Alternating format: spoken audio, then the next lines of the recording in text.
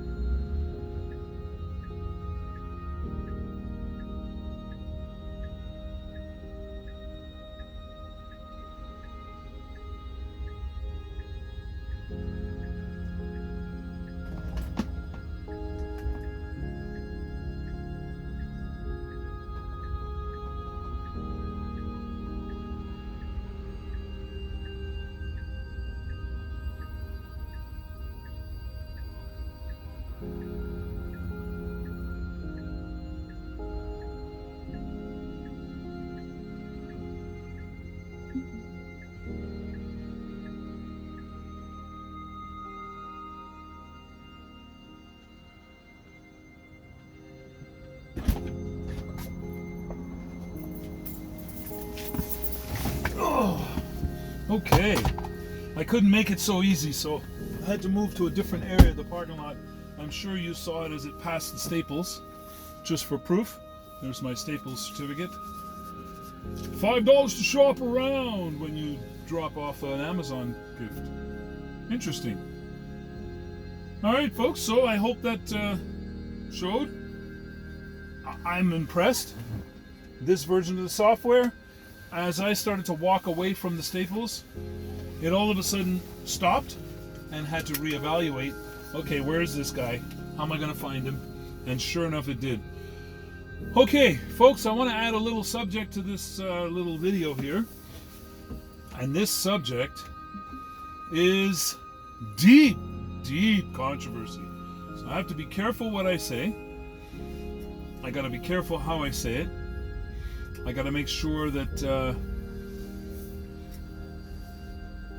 the words and ideas are all nice and decent, and yeah, you know what I mean. We don't want to get trashed. We don't want to go to jail. I'm talking about, you know, YT jail or FB jail. Okay, so let me start here. I've been watching everything that's been going on. And I'm sure you all are as well. For those of you who aren't, let me give you a baseline. Those of you that are older will get this analogy really well. Those of you who are not, I'm sure you'll be able to get the drift anyway. So way back in the days, we had the hillbilly feuds, and one neighbor and their family would be trying to take out the other neighbor and their family. Always. Like, I mean, it was an ongoing feud. So every time they saw each other, they just saw red and went crazy after each other and tried to shoot at each other and all kinds of stuff. Other people who knew them would be trying to dissuade them from, you know, acting so weird and strange. Yeah, you saw that too. That van looked like they were trying to hit those guys. And boy, would they ever be upset if those guys ran over and started beating on them when they got out of that van. Arrogance.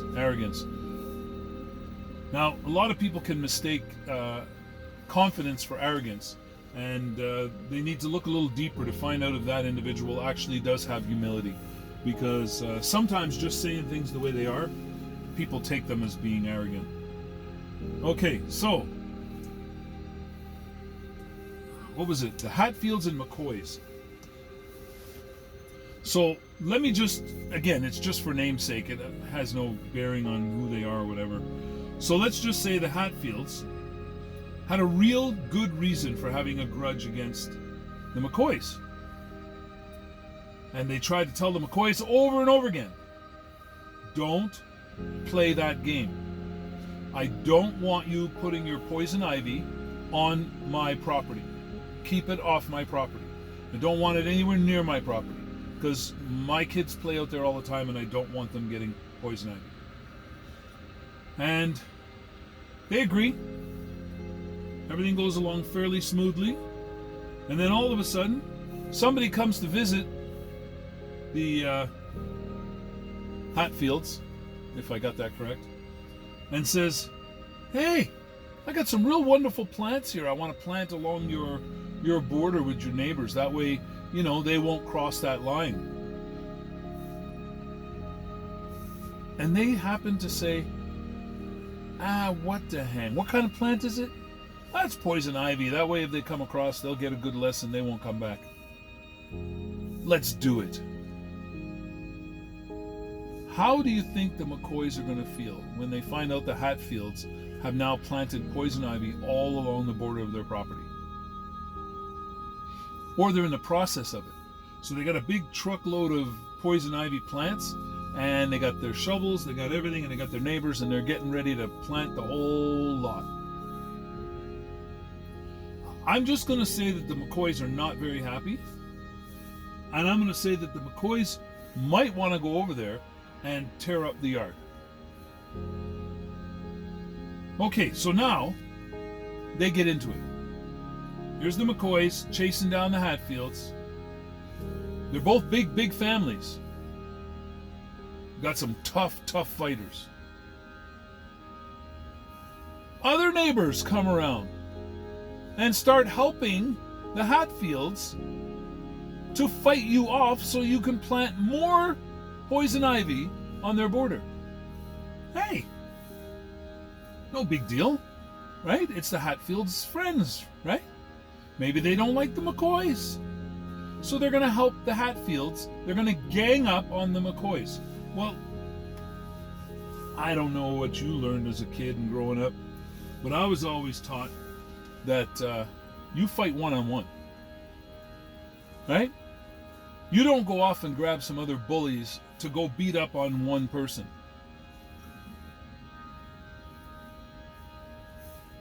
So one-on-one is the way I grew up.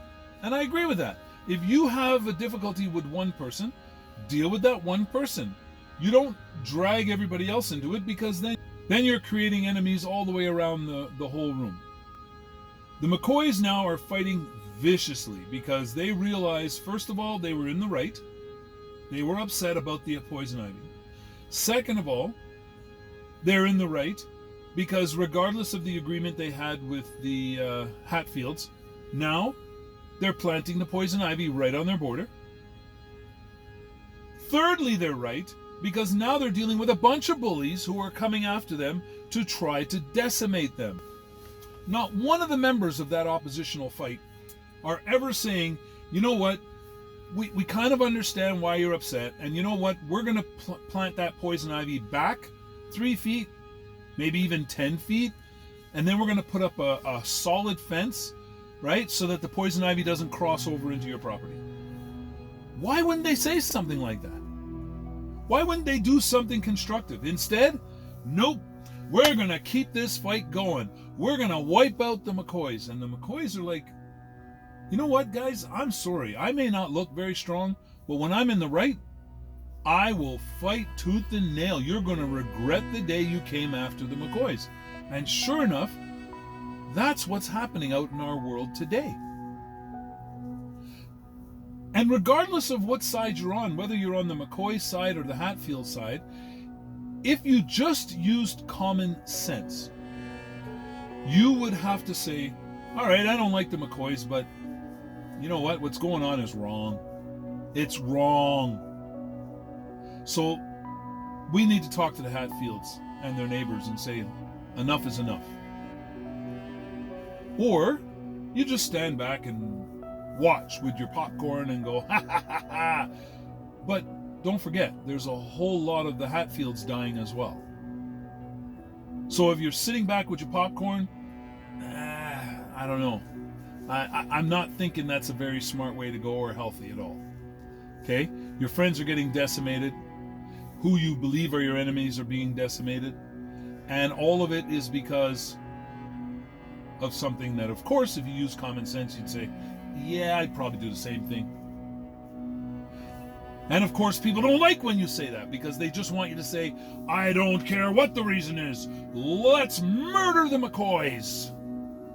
Yeah, I'm not like that. I've always been the guy who grew up in neighborhoods where I stepped up against all the bullies in the neighborhood to make sure that the weaker ones or the ones who weren't causing the problems were protected. I had a sidekick who was my Bruce Lee. The two of us took care of the entire areas, plural, not one area. A lot of the people from Saint Laurent believe that we just protected Saint Laurent. No, we protected everywhere. Anywhere we went. If there were bullies, we'd step up and take care of the bullies. And I'd have to say, when I came out here to Ontario, and I apologized to the world by saying that I thought by me bullying the bullies that I became the biggest bully, and then everybody piped up and told me I was wrong. All the people from Montreal told me what their life would have been like had I not stepped up. They reiterated to me how grateful they were about me really helping out. Okay, so let me just put that in your basket, mull it over, use your 1585 mind quality abilities, and leave some comments. Let me know what you think, because honestly, I can't come to any other conclusion. If it was me and I was there and they weren't using guns and everything else, I would jump in the middle and say, guys, enough. So why are you and what? Oh my God, guys, this is so senseless. Enough. Now that's it. We start from here. It's like, would you prefer to have the weak ones unalived? Would you prefer to have them decimated to the point where they can't survive? Would you like them to go through a slow demise? Or would you like peace and quiet and cooperation and people thriving on both sides? Okay, those are my 2 cents for the day. You know exactly who I'm talking about.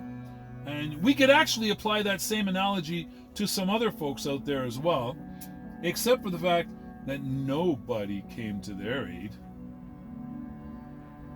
So not quite the same scenario. Nobody came to their aid. And the only people who really came to their aid are mocked and ridiculed and called names, and I guess that's what happened to me in Montreal. Maybe after I was gone, they mocked and called me names, and who cares? I don't really care. I was happy to help out and try to keep people in one piece. All right? Okay, folks. I'll get into a little better detail once it's acceptable on YT and FB and all the way around the world, okay? Chat at you later. Enjoy. Hey, by the way, stay safe, stay healthy, and above all, stay as happy as humanly possible.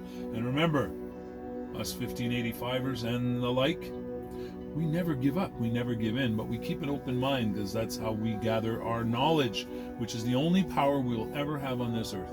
All right? Take care. Love y'all. Talk soon.